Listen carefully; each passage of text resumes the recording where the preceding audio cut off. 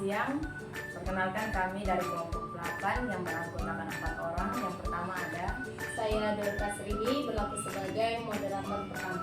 saya Dian Justilia Ronak berlaku sebagai pihak pro. Saya Nofri Topo berlaku sebagai moderator 2. Saya Irfan Bismillaka berlaku sebagai pihak kontak. Kita akan masuk dalam penyajian video debat dari kelompok kami. Selamat siang, dalam debat hari ini kita akan membahas topik yang sangat relevan dalam dunia bisnis modern, yaitu mengenai standarisasi versus fleksibilitas dalam komunikasi bisnis. Sebelum kita mulai, mari kita pahami terlebih dahulu apa yang dimaksud dengan kedua konsep ini. Yang pertama ada standarisasi dalam komunikasi bisnis. Standarisasi ini mengacu pada penggunaan format, gaya, dan bahasa yang seragam dalam semua komunikasi bisnis. Ini melibatkan pengembangan template, pedoman, dan prosedur standar yang digunakan di seluruh organisasi. Tujuannya adalah untuk menciptakan konsistensi, meningkatkan efisiensi, dan memastikan kualitas dalam semua bentuk komunikasi perusahaan. Yang kedua di sini ada fleksibilitas dalam komunikasi bisnis. Nah, fleksibilitas ini di sisi lain mengacu pada kemampuan untuk menyesuaikan gaya dan konten komunikasi berdasarkan situasi, audiens, atau kebutuhan spesifik. Pendekatan ini memungkinkan kustomisasi dan kreativitas dalam berkomunikasi dengan tujuan untuk lebih efektif, menjangkau, dan melibatkan berbagai pemangku kepentingan. Nah, kedua pendekatan ini memiliki kelebihan dan kekurangannya masing-masing. Untuk standarisasi dapat meningkatkan efisiensi, konsistensi branding, dan mengurangi risiko kesalahan komunikasi, namun bisa dianggap kaku dan kurang personal. Untuk fleksibilitas memungkinkan personalisasi, kreativitas, dan adaptasi terhadap situasi yang berubah. Tetapi ini bisa melibatkan inkonsistensi dan memerlukan lebih banyak waktu serta sumber daya. Baik, dalam debat hari ini kita akan mendengar argumen dari kedua sisi. Dan yang pertama dari tim pro akan berpendapat bahwa standarisasi lebih menguntungkan dalam komunikasi bisnis, dan yang kontra akan membelah pentingnya fleksibilitas dalam komunikasi bisnis. Nah, penting untuk diingat bahwa dalam praktiknya banyak perusahaan mencoba mencari keseimbangan antara kedua pendekatan ini. Namun, debat hari ini akan membantu kita memahami kelebihan dan kekurangan masing-masing pendekatan secara lebih mendalam.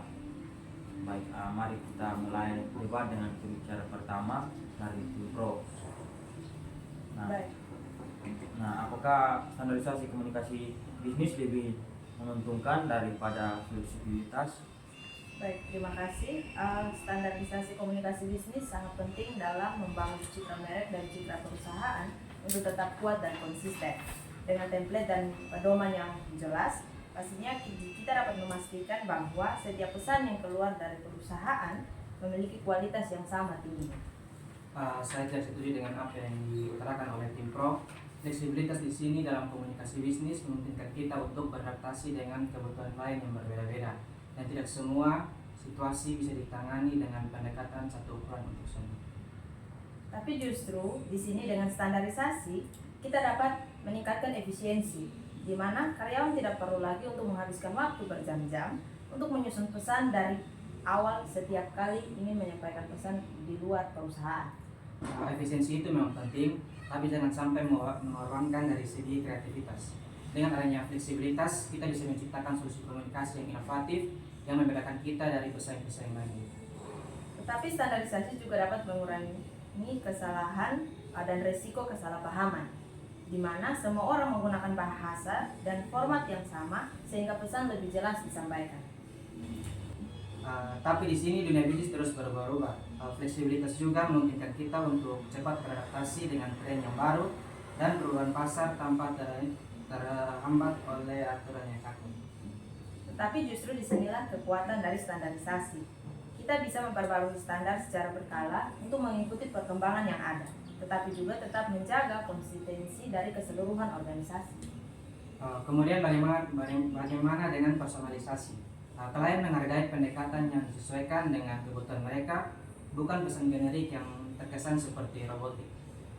Standarisasi tidak berarti bahwa tidak bisa secara personal. Kita bisa memiliki template yang fleksibel yang memungkinkan personalisasi dalam batasan tertentu. Tapi itu membatasi kreativitas dari karyawan dan juga kemampuan mereka untuk membangun hubungan otentik dengan klien-klien mereka. Baik, terima kasih kepada kedua pihak yang sudah memberikan pendapatnya, dan sekarang kita akan mendengarkan pernyataan penutup dari kedua pihak. Baik, terima kasih.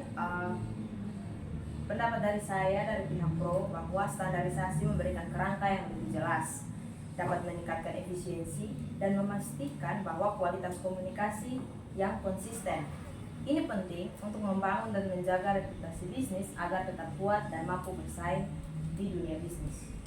Oke, baik. Pendapat dari pihak kontra, di sini fleksibilitas memungkinkan kita untuk beradaptasi, berinovasi, dan benar-benar memenuhi kebutuhan klien yang beragam. Ini adalah kunci untuk tetap relevan dan kompetitif di pasar yang selalu berubah-ubah. Baik, terima kasih kepada kedua pembicara kita. Kita telah mendengar argumen yang kuat dari kedua sisi, dan semoga debat ini memberi wawasan baru bagi kita semua tentang pentingnya keseimbangan antara standarisasi dan fleksibilitas dalam komunikasi bisnis. Ya. Demikianlah pembahasan dari kami kelompok 8. Terima kasih.